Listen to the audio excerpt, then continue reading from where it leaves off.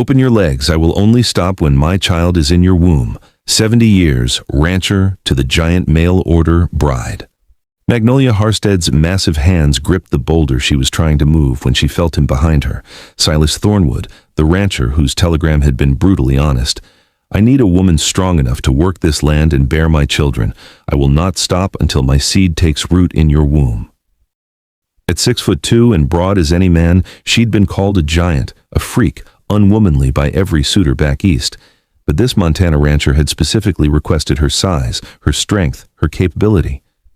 Now, as his calloused hands covered hers on the sun-warmed stone, helping her lift what she couldn't manage alone, Magnolia felt the heat of his body against her back and heard his voice drop to that same raw promise from his letter. Open your legs tonight, Magnolia. I will only stop when my child is in your womb. The words should have repulsed her, should have made her feel like livestock being bred.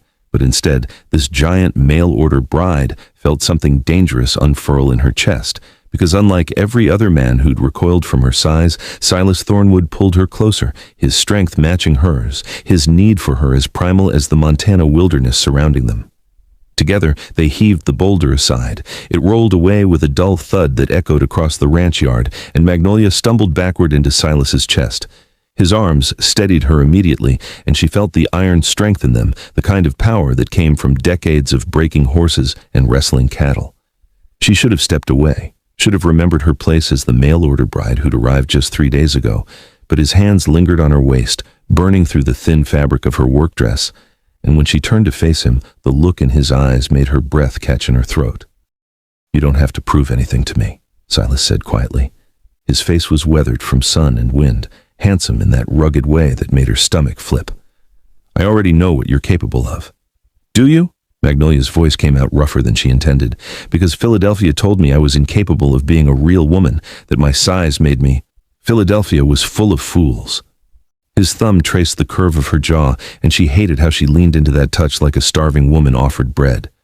Every single man who let you go was a coward who couldn't handle a woman with real strength. Magnolia felt tears prick her eyes. She blinked them back furiously. She'd cried enough over the years, cried when boys in school called her names, cried when her fiancé, tall, handsome Robert Ashford, had left her at the altar, his face twisted with disgust as he'd whispered loud enough for the first 3 pews to hear. I can't marry a woman who makes me feel small. It's unnatural.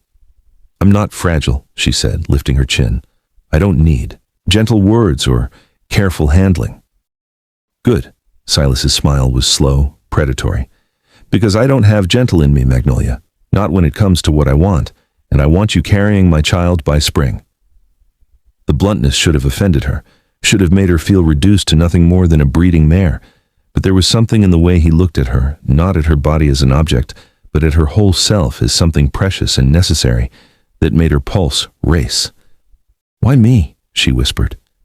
You could have chosen any woman, someone smaller, more delicate, more likely to die in childbirth. Silas's voice hardened. More likely to break under the weight of Montana winters. I buried one wife already, Magnolia. Sweet little thing, barely 5 feet tall, pretty as a painted doll. She lasted 2 years before this land killed her. Lost 3 babies before they even quickened. I won't watch another woman waste away because she wasn't built for survival.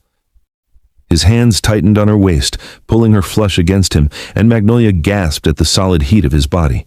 She could feel every hard plane of muscle, every ridge of scarred strength, and lower, pressed against her belly, she felt the evidence of his desire. Urgent, undeniable, terrifying in its intensity. I need a woman who can match me, Silas continued, his voice dropping to gravel. Who can work beside me, fight beside me, build something that lasts. You're that woman, Magnolia. I knew it the moment I saw your photograph, the way you stood in that picture, shoulders back, chin up, daring the camera to judge you. That's the mother I want for my children. Something cracked open in Magnolia's chest.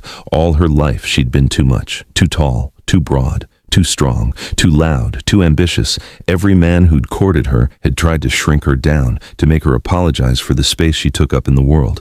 But Silas Thornwood looked at her like she was exactly enough, like she was everything he needed. Tonight, he said, and it wasn't a question. After supper, in our bedroom.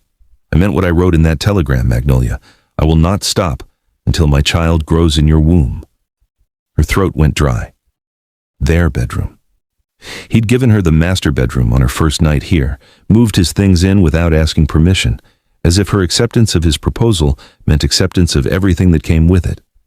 She'd lain awake those first 2 nights, listening to him breathe in the darkness, terrified and thrilled in equal measure, waiting for him to reach for her, but he'd kept to his side of the bed, giving her time to adjust, time to choose. Now, standing in the brutal honesty of Montana sunlight with his hands on her body and his intentions crystal clear, Magnolia realized her time had run out, and God help her, she didn't want more time. She wanted exactly what he was offering, this raw, honest claiming, this promise that she was woman enough, strong enough, worthy enough to bear his children and share his life. Yes, she breathed. And then, because she needed him to understand that she was choosing this, choosing him, she rose on her toes and pressed her mouth to his. The kiss was fire and desperation.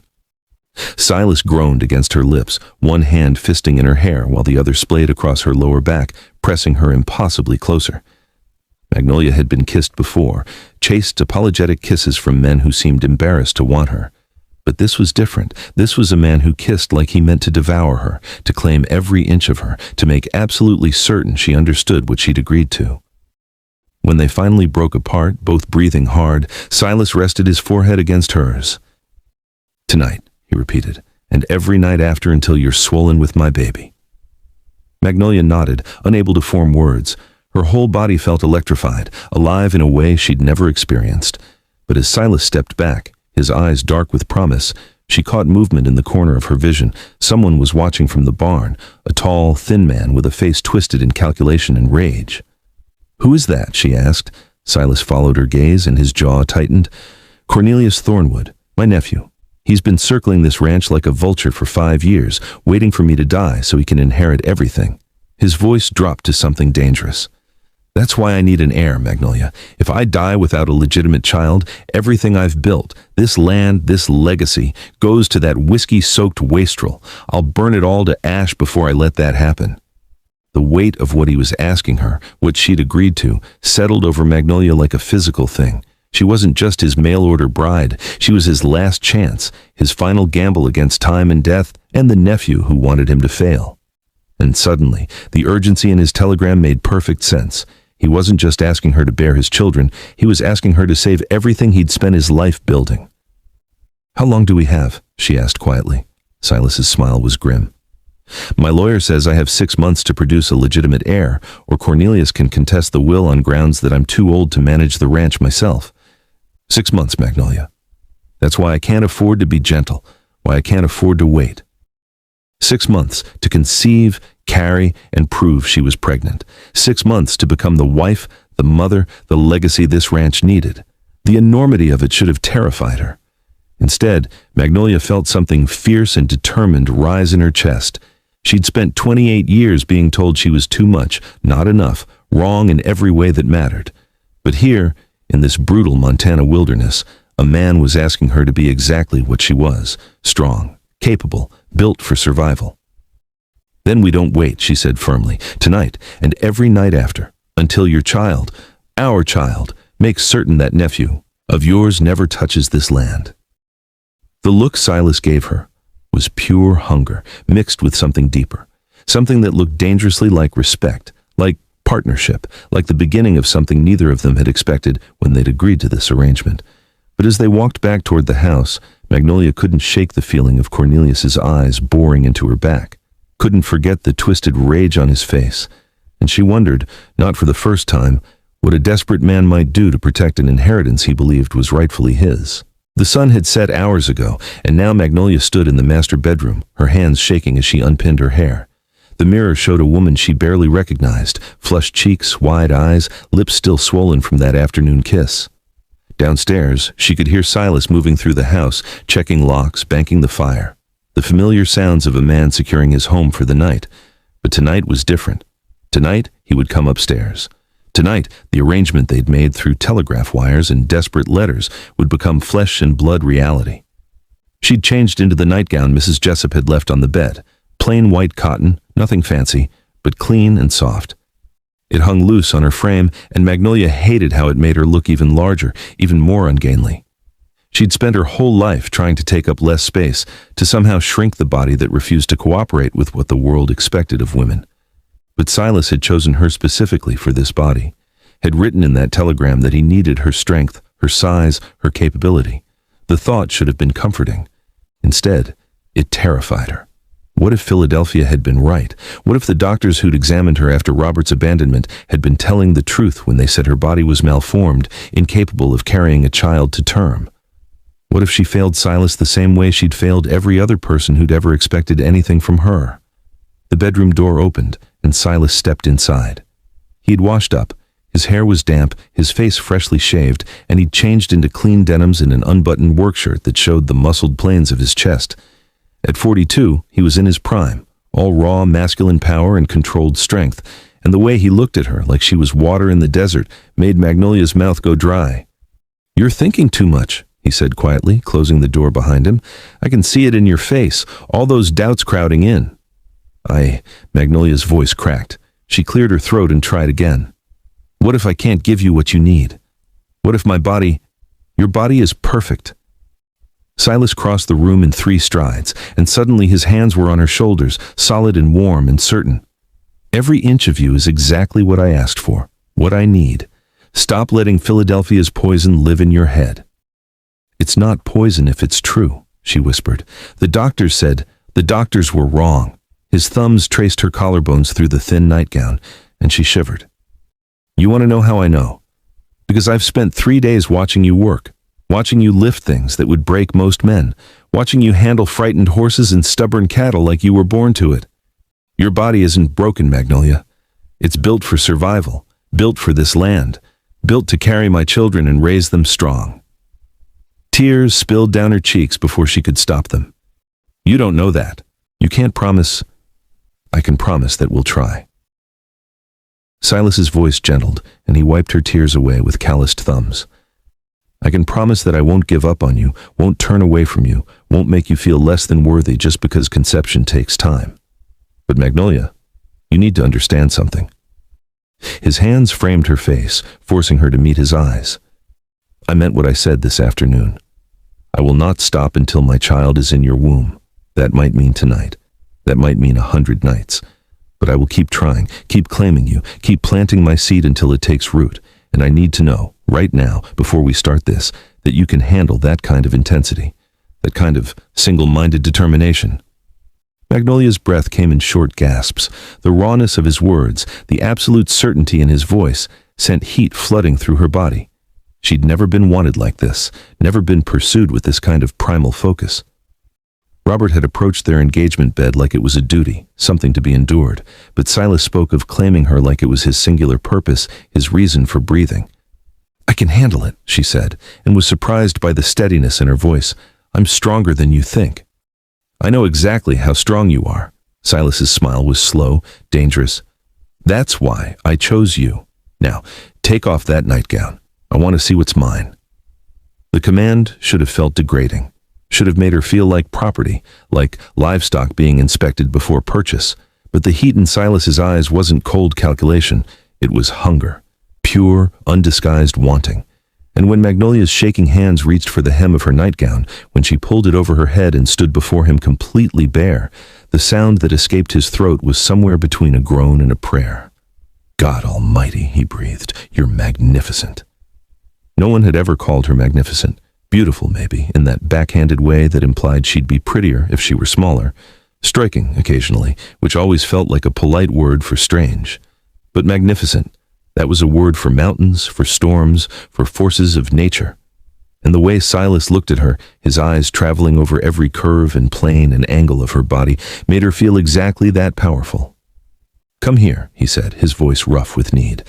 And when she stepped into his arms, when she felt his hands span her waist and pull her against the hard heat of his body, Magnolia realized she was trembling, not with fear, with anticipation, with the bone-deep knowledge that everything was about to change.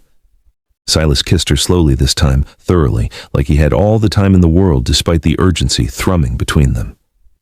His hands mapped her body with reverent attention, the breadth of her shoulders, the strong muscles of her back, the curve of her hips. Every touch said the same thing his words had. "You are exactly what I need. You are perfect. You are mine." When he backed her toward the bed, Magnolia went willingly. When he laid her down on the star quilt and stood over her, stripping off his own clothes with efficient movements, she felt her pulse hammer in her throat. He was all lean muscle and scarred skin, his body a testament to hard work and harder living. And when he settled his weight over her, when she felt the hot brand of his desire pressing against her thigh, the reality of what they were about to do hit her like a physical blow. "Silas," she whispered, "I've never, not like this, not with someone who actually wanted you?" He finished her sentence, and there was understanding in his eyes. "I know. That bastard who left you at the altar probably made you feel like he was doing you a favor just by touching you. But Magnolia, I need you to hear this." He lowered himself until they were nose to nose, until she could see every fleck of gold in his hazel eyes. "I am the one receiving the favor here. You came all the way to Montana to save my ranch, to give me the air I need, to build something lasting with a man you'd never met. That takes courage most people don't have. So when I touch you tonight, when I claim you and fill you and make you mine, remember, you're the gift, not me." The words broke something open in Magnolia's chest, some dam she'd built over years of rejection and shame. And when Silas kissed her again, when his hands parted her thighs with gentle insistence, when he whispered against her mouth, "Open your legs, beautiful girl. Let me give you what you came here for," she surrendered to it. To him. To the terrifying possibility that maybe, just maybe, she'd finally found a place where being too much was exactly enough. The joining was intense, overwhelming, nothing like the fumbling awkwardness she'd expected. Silas moved with purpose, with certainty, his body claiming hers in a rhythm as old as the Montana mountains surrounding them. And when Magnolia gasped his name, when her hands fisted in the sheets and her back arched off the bed, she felt something shift deep inside her. Not just physical pleasure, though there was plenty of that, but something fundamental, like a key turning in a lock, like coming home to a place she'd never known existed. "That's it," Silas groaned against her neck. "Take all of me, every inch. Show me how strong you are." And Magnolia did. She met him thrust for thrust, her body rising to his challenge, proving that she could handle his intensity, his determination, his absolute refusal to settle for anything less than complete possession. The bed creaked beneath them. The headboard knocked against the wall. Somewhere in the rational part of her brain, Magnolia knew Mrs. Jessup could probably hear them, knew the ranch hands in the bunkhouse might be placing bets on how long the old man could last, but she didn't care. Because for the first time in her life, she felt powerful in her own skin. Felt like the Amazon, the giant, the too much woman was exactly what someone needed. When release finally crashed over them both, when Silas buried himself deep and groaned her name like a benediction, Magnolia felt tears slip down her temples. Not from pain, from relief. From the overwhelming realization that maybe the doctors had been wrong, maybe her body wasn't broken, maybe she could give this man what he needed. Maybe she could finally be enough. Silas collapsed beside her, breathing hard, one arm thrown possessively across her waist. "We're not done," he said after a moment, and Magnolia felt him already stirring against her hip, ready for round 2. "I meant what I said, Magnolia. I won't stop until your child is in my womb," she finished, turning to face him. "I know, and I won't ask you to stop." The smile he gave her was pure satisfaction. "Good, because we've got 6 months to make this happen, and I plan to use every single night." They made love twice more before dawn, each time more intense than the last, and when Magnolia finally fell asleep in Silas's arms, her body deliciously sore and thoroughly claimed, she felt something she hadn't felt in years. Hope. Fragile, terrifying, precious hope that maybe this arrangement would become more than just a business transaction, that maybe the rancher who'd sent that brutally honest telegram might actually become something more. Something like love. But in the darkness outside their window, Cornelius Thornwood watched the lamplight finally extinguish in the master bedroom, his hands clenched into fists. He'd heard everything, the rhythmic creaking, the gasps, the old man's stamina that shouldn't exist at his age. And Cornelius knew, with sinking certainty, that his uncle might actually succeed, might actually produce the heir that would strip Cornelius of everything he'd been counting on. He couldn't let that happen. Wouldn't let some oversized mail-order bride steal his inheritance, which meant he needed to act fast, needed to find a way to ensure that even if Magnolia conceived, she'd never carry that baby to term. The thought should have bothered him, should have made him feel like the monster his uncle always accused him of being. But 5,000 acres of prime Montana ranch land was worth any price, even murder. 3 months had passed since that first night, and Magnolia stood in the ranch kitchen at dawn, one hand pressed to her lower back, the other gripping the edge of the wash basin as nausea rolled through her in waves. The smell of bacon grease from yesterday's supper still lingered in the air, and it made her stomach heave violently. She'd been sick every morning for 2 weeks now, retching into the slop bucket behind the barn where Silas wouldn't hear, terrified to hope, terrified to believe what her body was trying to tell her. She was late, 6 weeks late. Her breasts were tender, swollen, sensitive to even the softest touch of her nightgown. And the exhaustion, God, the exhaustion that hit her every afternoon like a physical blow, making her need to sit down even in the middle of mucking stalls or hauling water. She knew these signs, had read about them in the medical books her mother kept hidden in the Philadelphia house, the ones that explained what happened when a woman's body did what it was supposed to do. But Philadelphia's doctors had been so certain. "Your womb is tilted," they'd said after examining her following Robert's abandonment. "Your hips too narrow despite your size. Conception would be unlikely.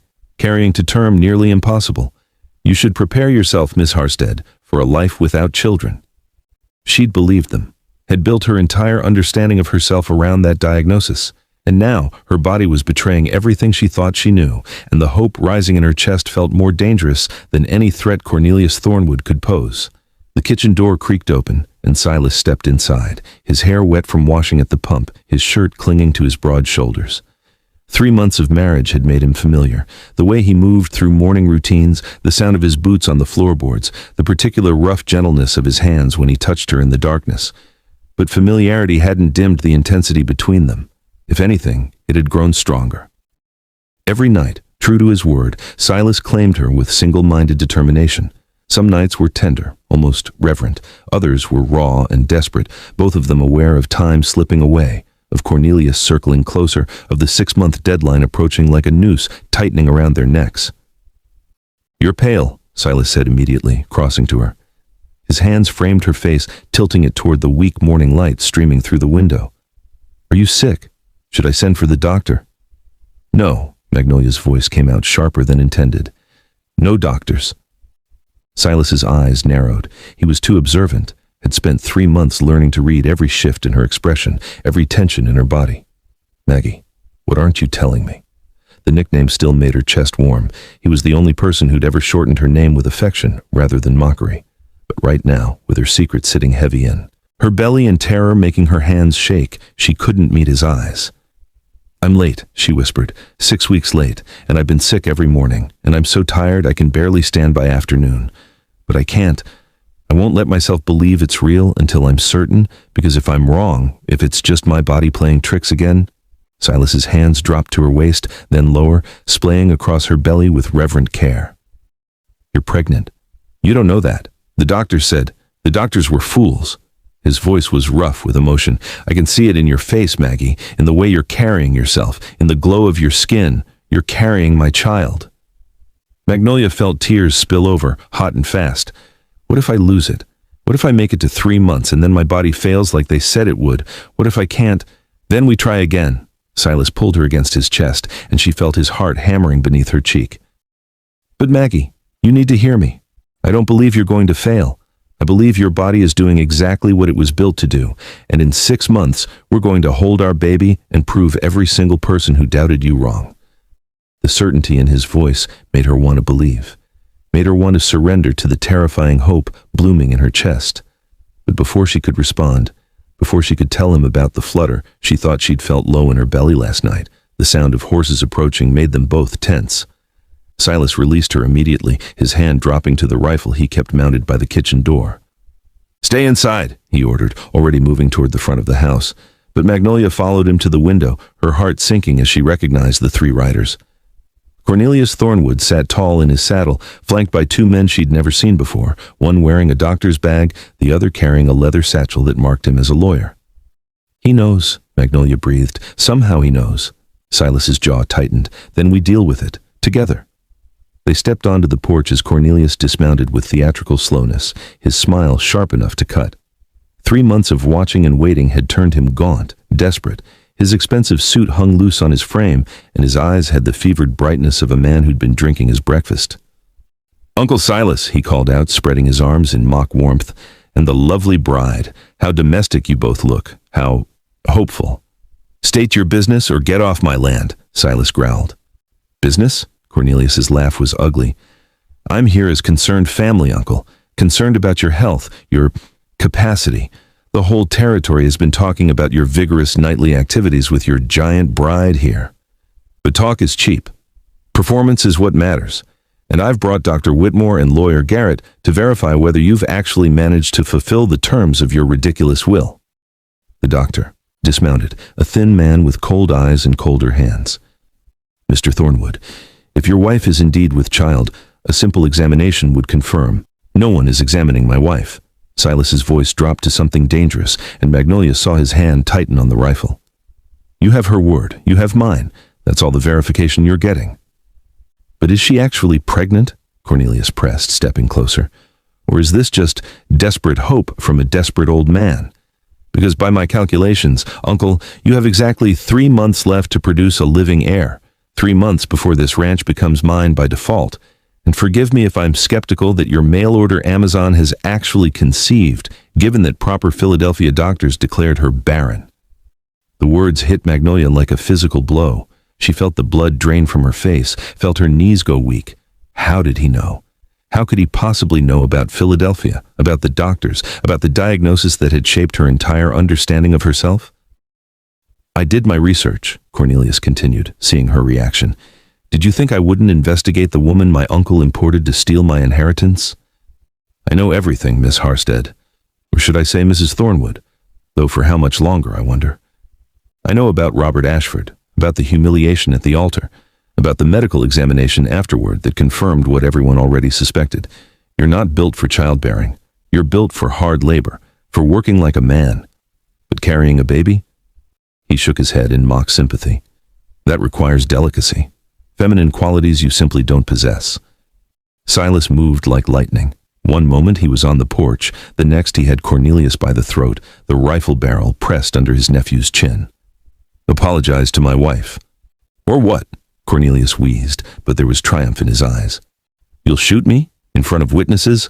That would certainly ensure the ranch goes to me, Uncle. Murder tends to invalidate wills." Magnolia descended the porch steps, her hand instinctively moving to her belly, protective and fierce. Every word Cornelius had spoken was designed to wound her, to resurrect every doubt and shame she'd been carrying since Philadelphia. But standing there in the Montana morning, feeling the subtle changes in her body that she'd been too terrified to acknowledge, something in her shifted.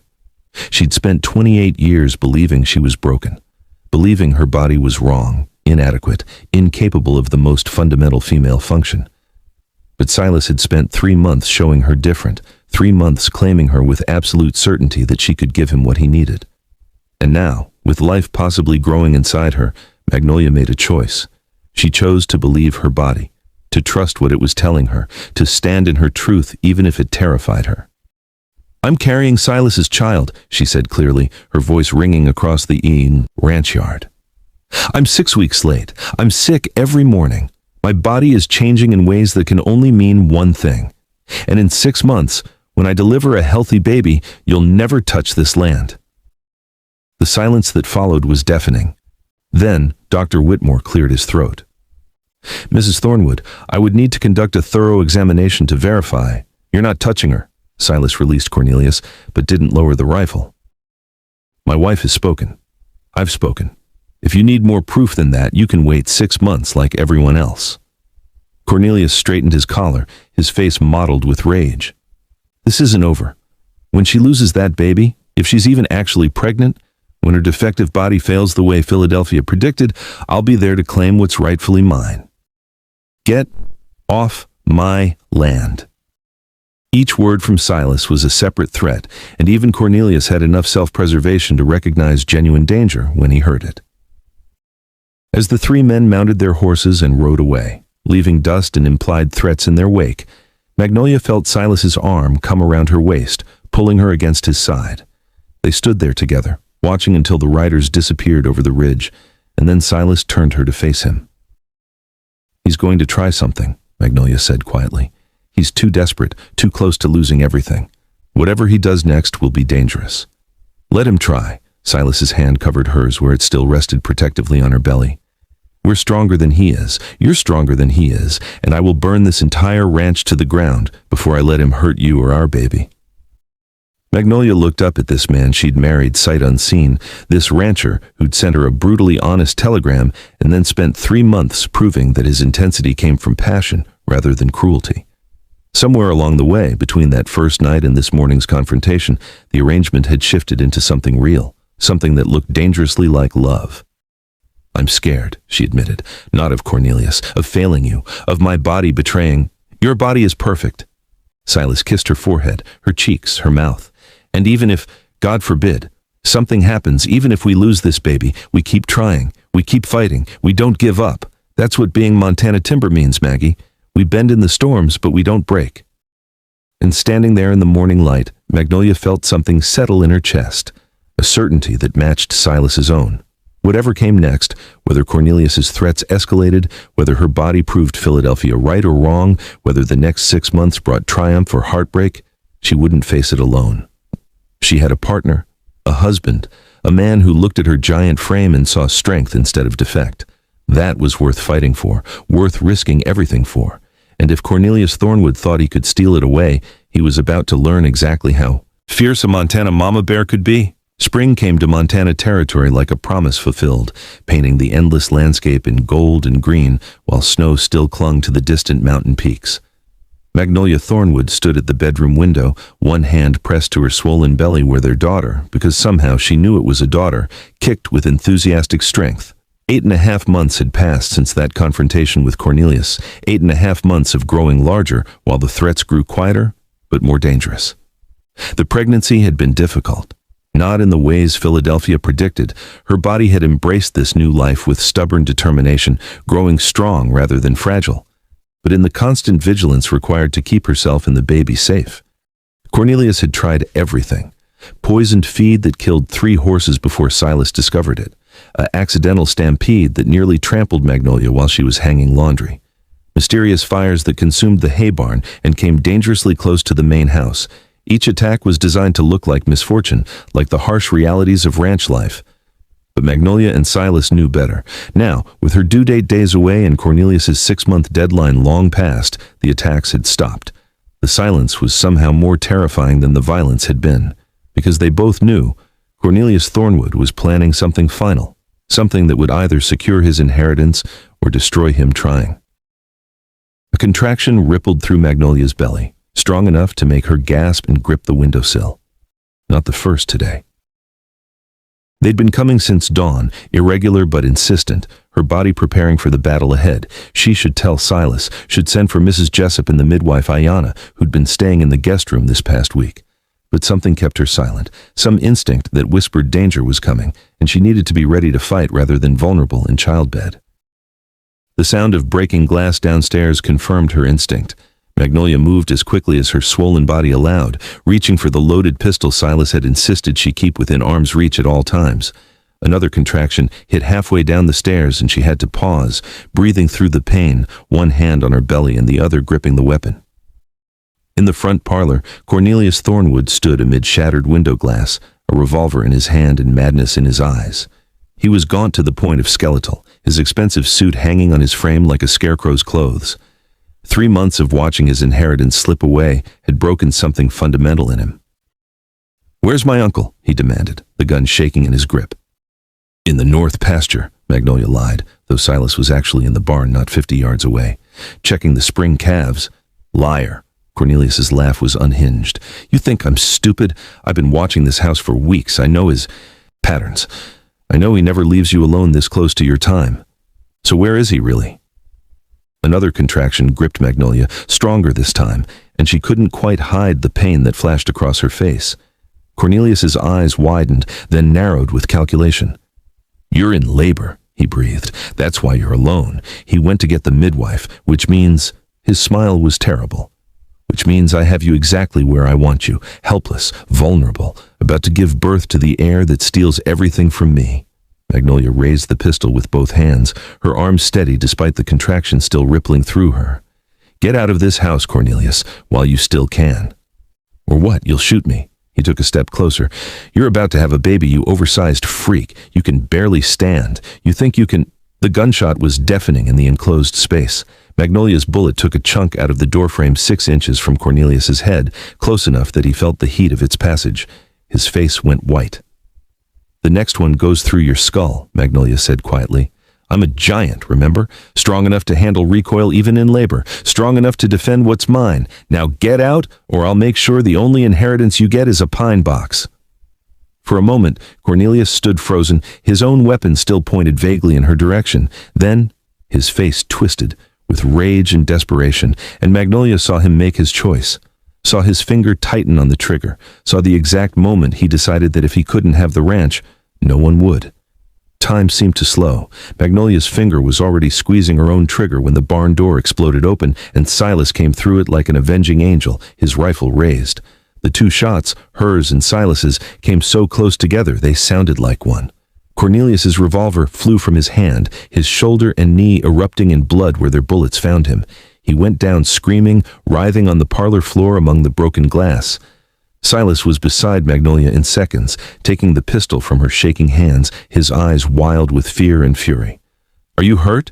Did he touch you? Is the baby... I'm fine, Magnolia gasped, but even as she said it, another contraction hit, this one so powerful it drove her to her knees. Fluid gushed between her thighs, soaking through her dress. But the baby's coming. Now. Mrs. Jessup appeared in the doorway, taking in the scene with practiced calm that only a woman who'd survived 30 Montana winters could muster. Get him out of here, she ordered, gesturing at the bleeding Cornelius. Lock him in the root cellar and send someone for the sheriff. Then you... She pointed at Silas. Help me get your wife upstairs. This baby's not waiting for anyone.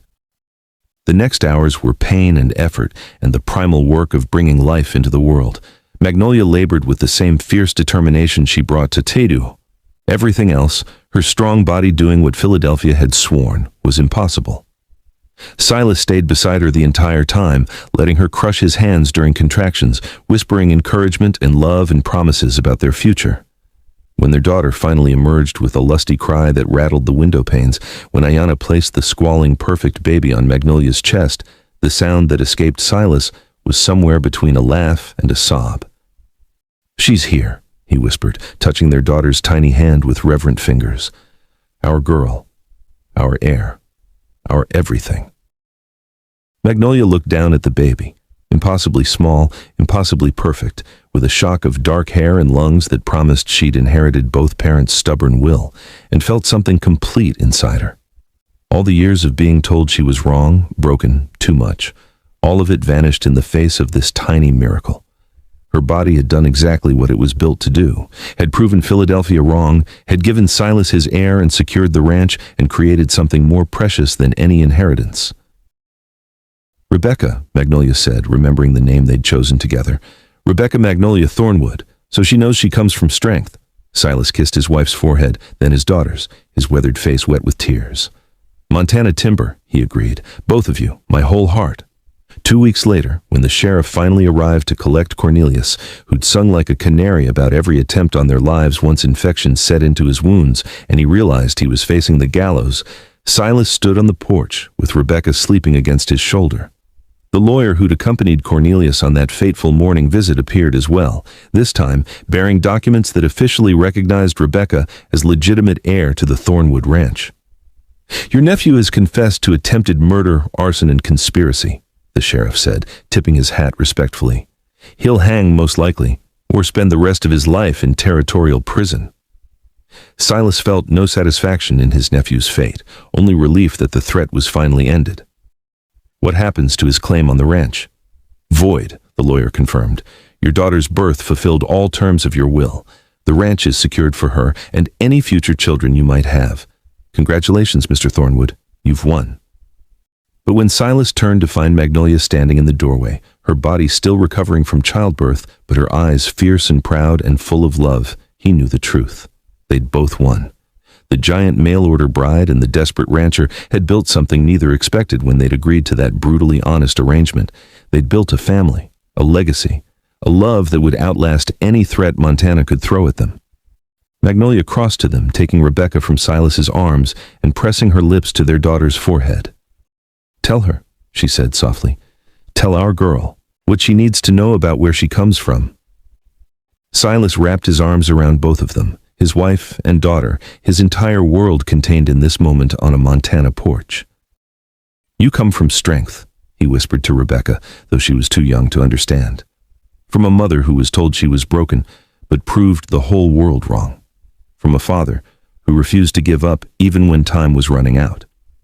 You come from Montana timber, the kind that bends in storms but never breaks, the kind that grows stronger in harsh soil, the kind that lasts forever.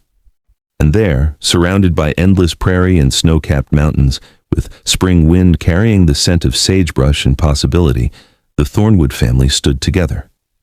The ranch that had almost been lost was saved. The heir that everyone said was impossible was sleeping peacefully in her mother's arms. And the mail order arrangement that started with a brutally honest telegram had transformed into something neither Silas nor Magnolia had dared hope for. It had become love. Real, lasting, powerful love. The kind worth fighting for. The kind worth building a legacy on. The kind that would echo through generations of Thornwoods yet to come. All of them carrying the story of the giant bride and the rancher who saw her strength when the rest of the world saw only difference. 5 years later, when Rebecca was joined by twin boys, Joseph and Samuel, who inherited their mother's size and their father's stubbornness, Magnolia would stand in this same spot and remember that first telegram. Remember the terror and hope of boarding a train to marry a stranger. Remember the moment Silas's hands covered hers on sun-warmed stone and he'd made her a promise that changed everything. "Open your legs," he'd said. "I will only stop when my child is in your womb." He'd kept that promise. But more than that, he'd given her something Philadelphia never could. He'd given her proof that she was exactly enough, that her body was capable of miracles, that being too much for some people just meant you were perfect for the right one. And as Magnolia watched her daughter toddle across the porch, as she felt the twins growing strong inside her, as she met Silas's eyes and saw forever reflected there, she knew one thing with absolute certainty. She'd chosen right. They'd both chosen right, and the legacy they were building, brick by brick, baby by baby, year by year, would outlast anything Montana could throw at them. Because they were Montana timber, and Montana timber never breaks.